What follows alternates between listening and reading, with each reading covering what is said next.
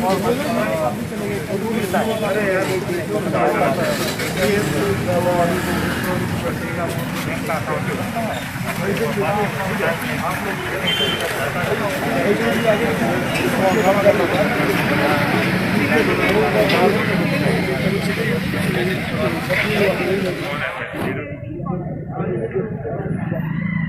2-3 लोग का कोई जो बात करना चाहे आप आइए।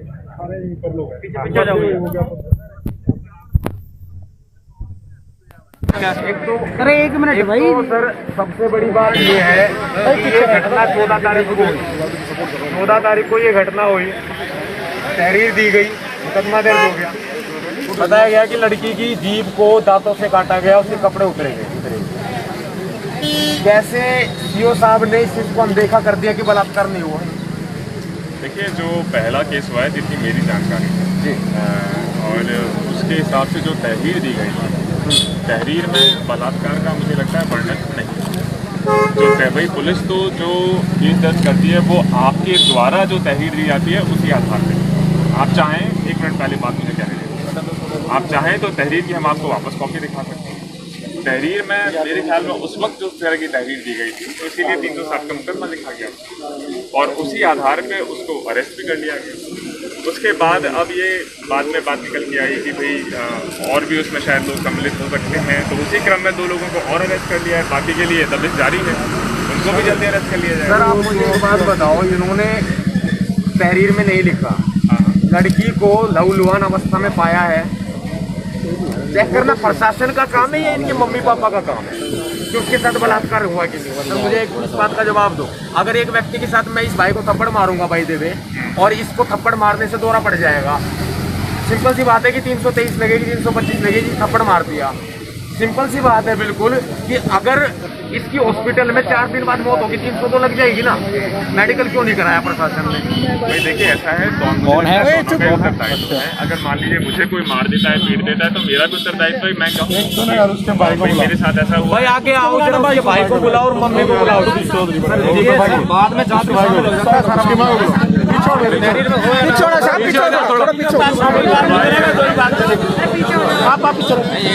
उसकी माँ को उसकी मम्मी को बोलो, आप लोग थोड़ा पीछे। मैं यही माता जी जो तहरीर दी गई थी नहीं ना लिखा गया, उसके बाद जो निकल के आ रहे हैं उसके हिसाब से भी कार्रवाई हो रही है। 2 लोग अरेस्ट, उनको भी जल्दी अरेस्ट कर लिया जाएगा। सर एक तो ना उस लड़की कार्रवाई तुरंत हो रही है।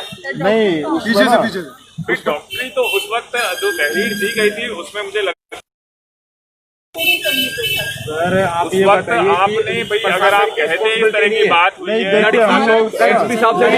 लड़की की एक सेकंड मैं बोलता हूँ।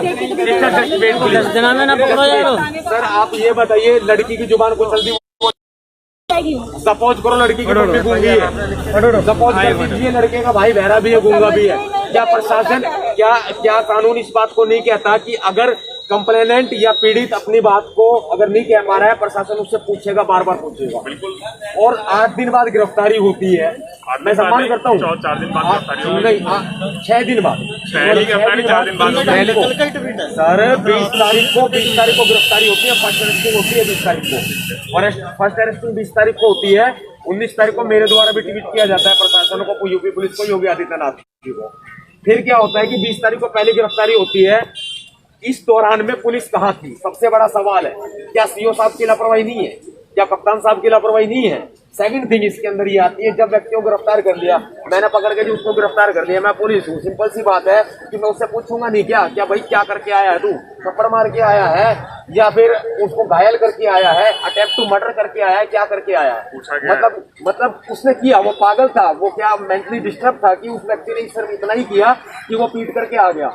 हाँ, इसका कोई उद्देश्य नहीं था? क्या रेप की कोशिश नहीं हुई? क्या रेप नहीं किया? पुलिस ने उससे पूछा नहीं? भाई पुलिस ने पूछा। अब जो मान लीजिए वो दोषी हो या निर्दोष हो, जनरली भाई आम आदमी मना ही करता है मैंने नहीं किया। आपकी तहरीर में भी रिमांड पे लिया पहले, या तो आप बोल लीजिए, मुझे भी अपनी बात कर लीजिए, शांति से आपकी बात सुन रहा हूँ, आप भी मेरी बात सुन लीजिए, तभी तो संवाद हो पाएगा। फिर शुरू में जो तथ्य निकल के आए, जो तहरीर दी गई या उस वक्त उसके हिसाब से भाई रेप का उसमें कोई वर्णन नहीं, वरना रेप की धाराएं बिल्कुल लगती है। उसमें कोई डाउट ही नहीं है। भाई तहरीर देना, मान लीजिए मेरे साथ हादसा हो जाता है, एक तो पहली बात तो मैं पूरी संवेदनशीलता में रखता हूँ जिस भी परिवार के साथ हुए, लेकिन मान लीजिए मेरे साथ कोई हादसा हो जाता है तो भाई मैं जब पुलिस को आके बताऊंगा साहब मेरे साथ मारपीट हुई, मेरे साथ ये हुआ, जो मैं लिखित में दूंगा उसी आधार पर मुकदमा। एक मिनट सुन लीजिए, एक मिनट पहला बात तो मुझे कह लेने दीजिए, आप मेरी बात सुनिए। देखो उसमें दोनों चीजें हो सकती हैं कि भाई या तो आप तहरीर में लिख देते, पुलिस उस धाराओं में दर्ज नहीं करती, आप बिल्कुल कह सकते हैं कि मतलब ये गलत बात है। उस वक्त ये भी हो सकता है कि हो सकता है मानसिक स्थिति ऐसी रही हो कि वो ना कह पाई हो बात को, ये भी हम आपकी बिल्कुल बात मानते हैं। तो उस वक्त उन्होंने जब कहा उसके हिसाब से उस वक्त कार्रवाई हुई, उसके बाद उन्होंने जो कहा अब उसकी कार्रवाई हो रही है। 2 अरेस्ट हो चुके हैं, 2 भी बाकी 2 भी जल्दी अरेस्ट हो जाएंगे और उनके खिलाफ जो भी सुसंगत धारा है उनकी में कार्रवाई। सर मेरी बात लीगल है कि नहीं, ये जो मैं कह रहा हूँ प्रशासन की रिस्पॉन्सिबिलिटी बनती कि नहीं बनती है? लड़की की माँ क्यों कहेगी मेरी लड़की के साथ रेप हुआ है? लड़की कैसे बताएगी? लड़की के साथ लड़की ने वीडियो जारी करके 22 तारीख को एक जो भाई ने उसका इंटरव्यू लिया है एक मीडिया के साथी ने, तब ये पता चला है कि वो थोड़ी सी बोल रही है, तब ये पता चला है, तब उसने बताया, तब प्रशासन ने इसमें 376D लगाई है। मैं तो ये कह रहा हूँ कब लगाई है? अगर दोबारा आप ये बताइए कि आप पुलिस अधिकारियों को क्यों बचा रहे हैं? किसी को कोई नहीं बचा, जो सत्य है वो आपके सामने प्रस्तुत है। बाकी आप भी अपनी बात कीजिए। जी कहिए, हम तो सुनने के लिए आए, आप कहने के लिए भाई हम दोनों देखिए मैं 30 तारीख को यहाँ रात में आया, हाँ मेरा ट्रांसफर हो गया और इससे पहले 14 तारीख को राना प्रतियोगित किया गया था कि गला दबा करके चोट लगी है, मारने की कोशिश की है, तो इसलिए 207 में मुकदमा कायम करके तत्काल डॉक्टर के पास रेफर हॉस्पिटल भेजा गया था।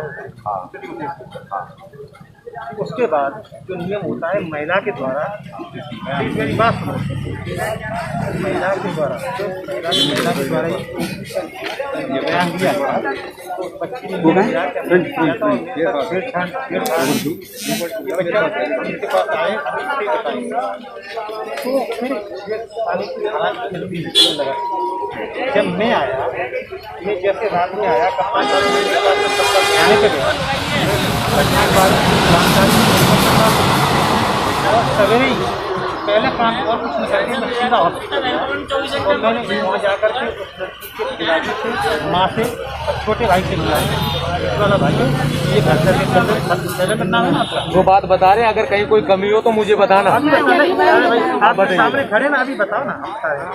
तो मैंने इनके पिताजी से कहा, माता जी कहा और बच्ची से बयान हम जुर्माना जाते महिला कानून हमारे साथ बोलने की बड़ी है। तो उन्होंने कहा कि बच्ची हमने पूछा कि हाँ बेटा बता सकती है, सुनने दो ना हमारी बात। हाँ बोलिए सर। आप तो फिर मैंने कहा भाई जब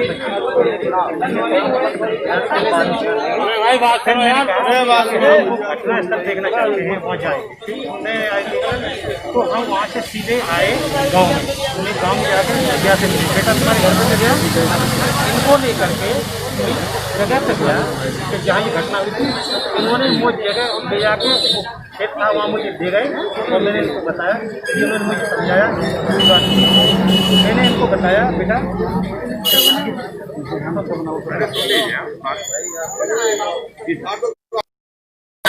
no disturb please, no disturb, no disturb, कोई नहीं बोलेगा। हमने क्या किया उसको भी तो आप लोग देखो, मैं किस भावना से काम किया। जी जी हमने जा करके पूजा से कहा बेटा पहली बात तो आप चिंता मत करो, मैंने वहाँ पर फोन लगाया और बताया, इंस्पेक्टर बताया कि यहाँ पर सुरक्षा रहेगी, भाई कंटिन्यू रहेंगे। मैंने बेटा चिंता करने की जरूरत है कि बात तब तक फोन कर सकते हो, यहाँ पे आप सुरक्षा पूरी होगी। और ये कहा आगे कोशिश करेंगे, लेकिन आप जो है अपना एक फोटो 4 फोटो पासपोर्ट साइज के, बैंक की फोटो कॉपी किताब की और आधार कार्ड और जात प्रमाण पत्र दे दो, जिससे आपको और इसी तरह से अपनी बहन का दे दो। तो हम जो सहायता गवर्नमेंट की तरफ से मिलती है वो आपको जल्दी से जल्दी, क्यों क्योंकि गरीब आदमी में सहायता की आवश्यकता होगी, जितनी जल्दी इनको आपको सपोर्ट मिल जाएगी तो फायदा होगा। तो इन्होंने मुझे ये कहा कि सर हमारा जो जांच प्रमाण पत्र है वो नोएडा में काम करता हूँ तो वहाँ रखा है, तो मैंने कहा बेटा तुम ओरिजिनल मत दो सर वो बात छोड़िए, आप कार्रवाई की बात मैं आ रहा हूँ कार्रवाई पे। पहले बात सुन लो यार, आपकी बात भी हम सुनेंगे, पहले उनकी बात भी सुन लो, उनको भी अधिकार है अपनी बात करने। जी सर, तो मैंने कहा था आप फोटो को भी दे दो, हम उससे काम करवा दें, उससे हम प्रोसेस दे आएंगे, ठीक है। उसके बाद इतना करके हम घटनास्थल करके आ गए। अगले दिन मतलब मुझे ये पता चला कि फिर बयान देने के लिए मैं गया तो वो लड़की जो है बयान देने की स्थिति में थी और महिला कांस्टेबल द्वारा मैंने बयान दिया तब उस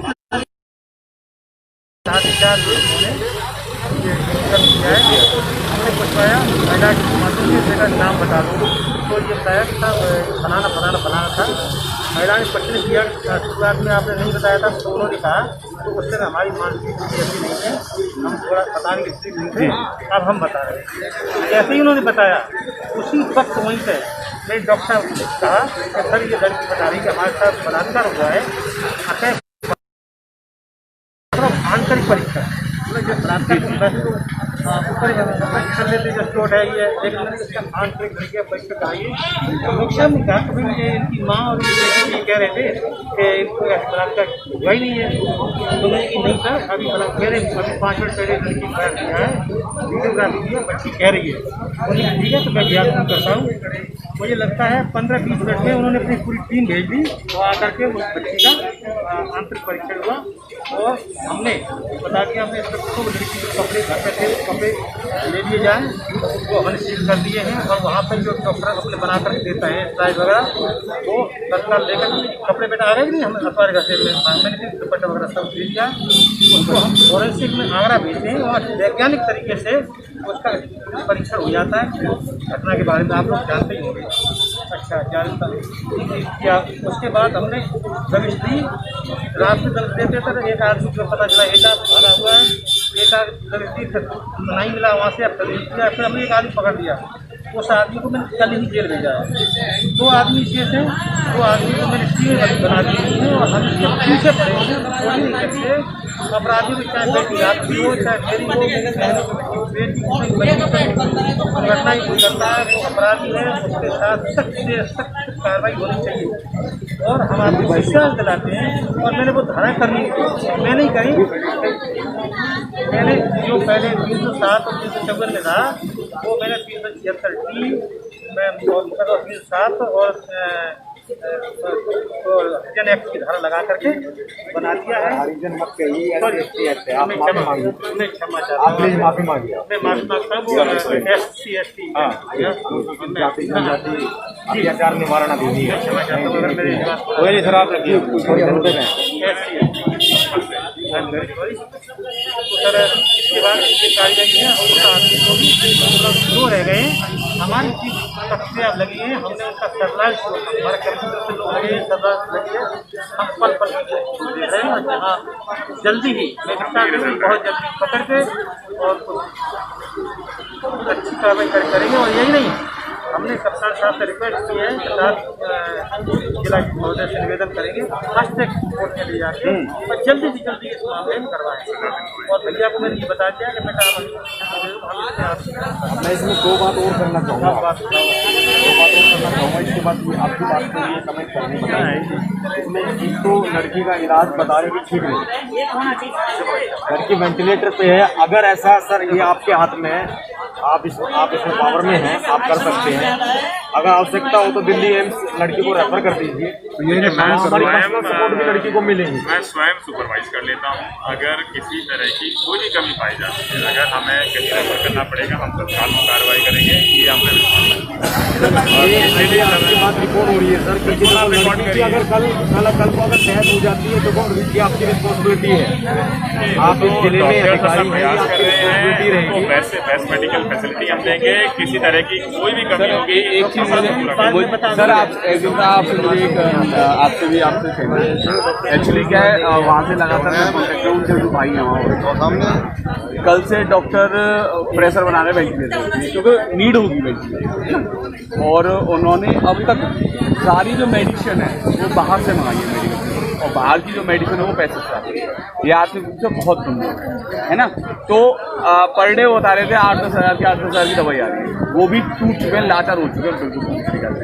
पहली बात तो ये है कि आप अपने तत्काल प्रभाव से, क्योंकि आप एक अधिकारी हो, आपका जो फंड होता है उससे इतना फंड रिलीज करा दीजिए जिससे कि अपनी बहन का, बेटी का हम अच्छे तरीके से इलाज करा सकें। सबसे पहले क्योंकि सर अगर बहन बेटी जिसके लिए हम लड़ रहे हैं वो नहीं बची तो फायदा क्या है? सबसे पहले तो ये सबसे पहले मस्त देखिए, आप ये बात मेरे संज्ञान में लाए हैं और आपसे भी मुझे 2 बात करनी है। तो इसको जो भी यथासंभव सहायता हो सके मैं स्वयं जाके एक बार विजिट कर लेता हूँ। परसों मैं एसपी साहब से मिला था ना सर, तो एसपी साहब ने ये बोला था, रिक्रूट किया था कि डीएम साहब से मिलिए, क्योंकि वो ही फंड रिलीज कर सकते हैं, क्योंकि आप लोगों के हाथ में जी ये नियम है कि वो खाते में जाता है। को कुछ ऐसा हो कि 10 जो 1 लाख रुपए ऐसा तो सर बहुत मस्ट है, क्योंकि तो एक सहायता राशि है जो मिलती ही है। उसके अलावा दवाइयों में भी जो हम कर पाएंगे पूरा प्रयास करेंगे कि हम इनको उसके अतिरिक्त जो मदद कर पाएंगे हम करें। क्योंकि सर वेंटिलेटर अगर प्राइवेट वो मुहैया कराया जाए तो कम से कम 7-8 हज़ार रुपए 10 हज़ार रुपए का वेंटिलेटर, उसमें 8-10 हज़ार की दवाइयाँ, तो है ना सर, ये मस्ट है।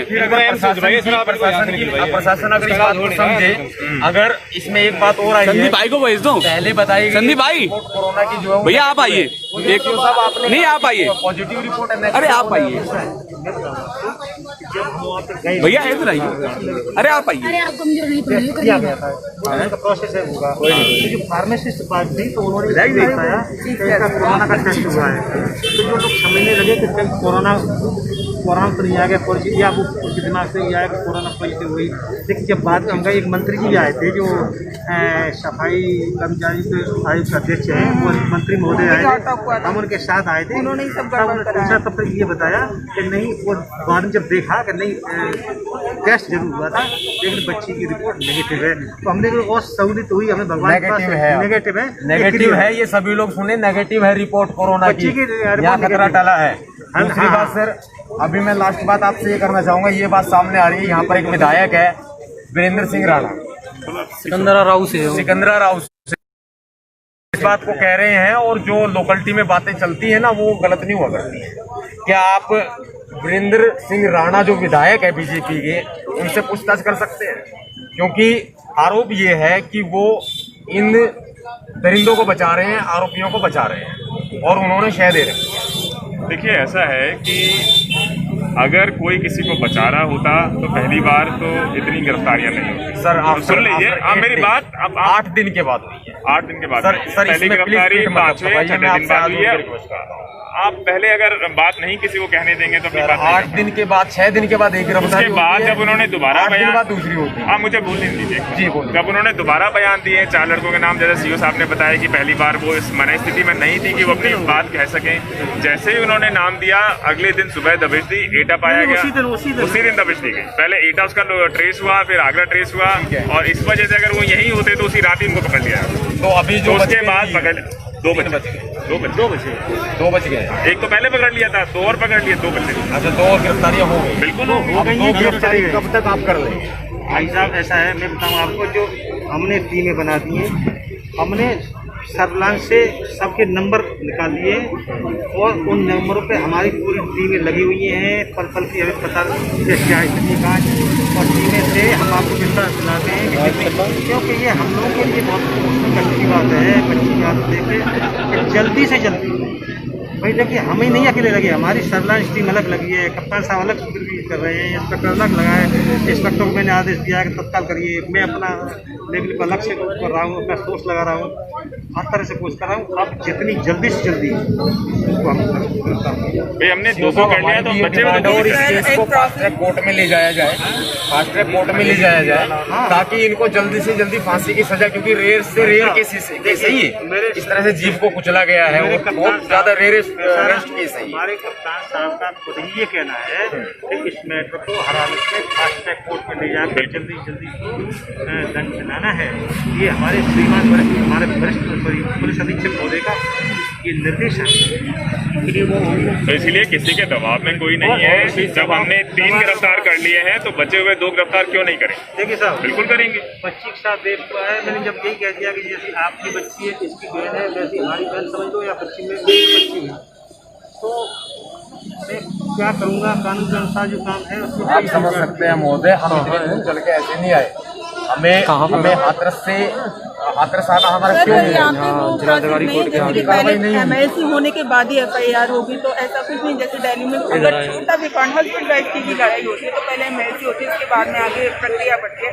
यहाँ पे कैसे कि डॉक्टरी नहीं हुई और सब कुछ हो गया, बयान ही बयान पे सब कुछ हो रहा है। मैं कह रहा हूँ लापरवाही है सर, लेकिन आप देखिए शुरू में तो ऐसा है कि या तो फिजिकल कंडीशन ऐसी लगे उस वक्त, जो भी होंगे जिनके पास तहरीर दी हो, या वो तहरीर में लिख के दें कि भाई मेरे साथ ऐसा हुआ है। भाई पुलिस तो उसी आधार पे कर पाएगी, या तो मुझे एक मिनट से होता, या तो भाई इस तरीके से फिजिकल कंडीशन उनकी बताए, या वो लिख के दे दें तहरीर में, तो फिर तुरंत उनकी मेडिकल जांच हो जाती है और उन्हीं धाराओं में मुकदमा दर्ज होता है। देखिए, हम तो बार बार एक ही चीज रिपीट करते हैं, इसमें लापरवाही हुई है, आप माने चाहे मत माने। देखिए लेकिन अगर हुई है तो इसमें माफी मांग लेनी चाहिए कि हुई है, अब हम अच्छा करेंगे। सर देखिए, कानून सबसे बड़ा SC/ST कमीशन भी है। मैं प्रेसिडेंट ऑफ इंडिया के पास भी इस चीज को लेके जा सकता हूँ, ऐसी बात नहीं है। मैं दिल्ली जा करके बिल्कुल कलम चला सकता हूँ। CO साहब, मैं जांच करा सकता हूँ, बिल्कुल मैं बिल्कुल जांच अधिकारी यहाँ, मैं आपकी भी जांच करा सकता हूँ, आप बुरा मत मानिएगा। 50 मीटर है, लेकिन 500 मीटर, लेकिन आपकी जो पुलिस ने दिखाया है वो 6 किलोमीटर दिखाया है। देखिए, अगर आपको इन्वेस्टिगेशन में कोई ऑब्जेक्शन है तो वो टेक्निकली हम उनको डिस्कस कर सकते हैं। अगर आपको लगता है कि भाई ये तथ्य गलत है या ये तथ्य उतना सही नहीं है जैसा था, उसके बारे में हम बिल्कुल आपसे बात कर सकते हैं। और अगर कोई एरर मिसजजमेंट होता है उसको हम बिल्कुल दुरुस्त कर सकते हैं। नहीं, सीओ साहब आपने खुद ने कहा है कि इनके परिवार को लेके गए हैं, ये आपके सामने ही कहा है, इनके भाई यहाँ खड़े हैं। बिल्कुल मौके पे गए हैं, पुलिस ने उस बाजरे के खेत को घेरा है, 5 बीघा के आसपास वो बाजरे का खेत था, पूरा खंगाला गया है उसे कि कहीं यहीं तो नहीं छुपा हुआ है, लेकिन तब तक वो निकल चुका था। इस वजह से फिर उसको दबिश दी, पहले पता लगा ईटा है, फिर उधर है, तो वहां से उसको उठाया तो उसमें 3-4 दिन का समय लग गया है। और बाकी जैसे ही हमको बाकी 4 का पता चला, रात में ही दबिश दी, अगले दिन 2 को ले लिया है, और मुझे लगता है बाकी 2 भी अगले कुछ दिनों में जल्दी ही उनको हम गिरफ्तार करेंगे। विश्वास रखिए, किसी का कोई इसके ऊपर दबाव नहीं अगले है, 2 दिन पक्षपात 2 दिन रहेंगे, ये अपना मीडिया सारा इस चीज को देखे। 2 दिन का टाइम और ले रहा है प्रशासन। लेकिन मैं आपको बता दूं, अभी ट्रेलर है, फिल्म फिर पूरी बाकी है, मैं पीड़िता अभी के सिर्फ पास ट्रेलर है। लगातार बनी हुई हूँ, और जब से मैंने देखा था कि आपने 376 नहीं लगाई है, और हमारे जो भाई लोग हैं हमारे साथ जो बने हुए हैं, तभी मैं वहाँ गई थी कि 376 लगी क्यों नहीं। और वहाँ जाके जब देखा, कई बार रेप कहा उनसे, तब उन्होंने कहा बेटा हम नहीं समझ रहे हैं क्या कह रही हो आप। तब उन्होंने बताया, मैंने उनसे कहा उनकी क्षेत्रीय लैंग्वेज में कैसा हुआ, तो उन्होंने कहा यही तो हुआ। हो सकता है आपको भी समझ में ना आया, ये बात हो सकती है, एक कोई कम्युनिकेशन एक हो सकता है, रेप का और वो नहीं समझ पाए। ये बात बिल्कुल आपकी सही हो सकती है, थोड़ा समझने में हो सकता है, लेकिन मंशा बिल्कुल साफ है, कोई दबाव नहीं, और जल्दी इसमें कार्रवाई होगी, उसका फास्ट ट्रैक होगा ताकि जल्दी जल्दी न्याय मिल सके। और इनके परिवार से भी अनुरोध है कि अगर उनके बैंक वगैरह की हमें प्रतिलिपि दे दें तो हम कम से कम सहायता राशि तो एक बार कराएं, जैसे हमसे बैंक अकाउंट प्रोवाइड कराएं, जो प्रशासन देगा वो ठीक है, बाकी हम भी कोशिश करेंगे। नहीं, बिल्कुल उसका मैं स्वयं उसको कराइएगा प्रोवाइड। सांसद से बात नहीं करिएगा, लेकिन सांसद से बात नहीं करिएगा, नेता किसी से बात नहीं करना, डायरेक्ट यहाँ बात सीओ करना, साहब या को ये कॉपी भाई दो, साहब से बात करनी, ठीक हमसे है। बात करना। और दूसरी बात ये कि जो मैं वहाँ से फॉरवर्ड हो सकता है, जो भी हेल्प आपको मिल सकती है, गवर्नमेंट हेल्प, ये एक जिला प्रशासन के द्वारा ही नहीं, ये जो है सरकार के द्वारा भी दी जाती है, तो मैं पूरी तरह से कोशिश करूंगा, और सीओ साहब भी इधर से करेंगे। सेकंड थिंग ये है कि अब श्रीमान जी, सबसे बड़ी बात है लड़की का इलाज। हम लड़की के इलाज के लिए आश्वस्त होना चाहते हैं, क्योंकि यहाँ इलाज नहीं हो रहा है। लड़की बोल पा रही है भाई, बताओ? नहीं बोल पा रही है। आपसे मेरी रिक्वेस्ट है तहे दिल से, आप लड़की को एम्स ट्रांसफर कर। देखिए ऐसा है, आपने अब ये बात आप कह रहे हैं तो मैं स्वयं इसको मॉनिटर कर लेता हूँ, और डॉक्टर्स की बेस्ट टीम लगा के, और जरूरत पड़ेगी ट्रांसफर की तो बिल्कुल उसको भी कंसीडर किया जाएगा। देखिए हमारी तरफ से जो भी बेस्ट हो सकेगा जिला प्रशासन पूरी तरह करेगा, हम क्यों नहीं करें। सर अभी तक हालत उसकी नाजुकी है और ज़्यादा बिगड़ रही है, आज की हालत देखी जाए, इसीलिए हम चाहते हैं कि उनको दिल्ली एम्स में ट्रांसफर किया जाए। अभी मैं एक बार डॉक्टर से, DM साहब से चर्चा कर लेता हूं, और जैसी आवश्यकता पड़ेगी बिल्कुल कार्रवाई। विश्वास रखिए, हम बिल्कुल बेस्ट उनके लिए करेंगे, हम क्यों नहीं करेंगे। हम बता दीजिए क्या इसकी समस्या आप चाहें तो विज्ञापन दे सकते हैं, आप पढ़ के बता सकते हैं, जैसा आपको उचित लगे। पूरा पढ़ना है? नहीं, पूरा नहीं, पॉइंट पढ़ दो ना, जो पॉइंट हमने लिखे हैं मुख्य, जो हमारे बिल्कुल आप पढ़ के बताएं। पहला पॉइंट है पीड़िता को रवाना किया जाए। तो ये मेमोरेंडम विधायक जी को भी बुला लो जरा। विधायक जी हेलो, प्रशासन को एक मेमोरेंडम देने के लिए आ जाइए जरा। संदीप भाई, ये पूरे समाज की तरफ से लिखा गया, हालांकि कोई भी विशेष संगठन अपने लेटर हेड में दे सकता था। मैं भी अखिल भारतीय वीर सेना चलाता हूँ, लेकिन ये पूरे समाज की तरफ से दिया गया, इस पर विशेष कंसीडर करना देखो आपका पीछे हो जाना सर। ऐसा है तो आपकी सारी बातें हो गई, इनकी भी हो गई। आपको ना पावर है, इनको एक तो आर्थिक मदद इंसिडेंट जो हो सकती है वो प्रोवाइड करवा। बहुत गरीब लोग हैं, दवाई के भी पैसे नहीं है, और सारी बातें आप लोगों को रखी थी। बड़े संवेदनशील हालात हैं, लोग बड़े परेशान हैं। हम लोग 27 तारीख को जंतर मंतर दिल्ली पे बहुत ज़्यादा संख्या में लोग इकट्ठा हुए।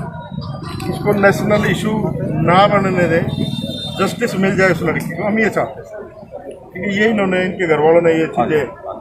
बिल्कुल जस्टिस होगा, विश्वास रखिए। पीछे ना भाई, पीछे हो जाइए। इस पे तो भैया पीछे पीछे पीछे आप लो इसको, कोई बात नहीं। जय भीम, जय भीम,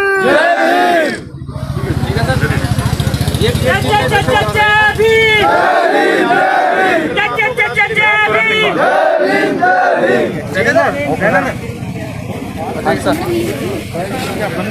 भाई भैया, 1 मिनट भैया भैया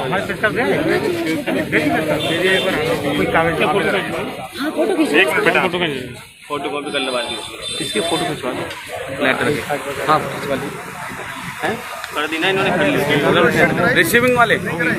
हाँ इसकी फोटो स्टेट कराई, करा दी राहुल, इसके फोटो खिंचवा दो, कैमरे से खींचने का। एक कॉपी दे देना, एक फोटो हमें भी। चलो हम तो ले लेंगे, आप तो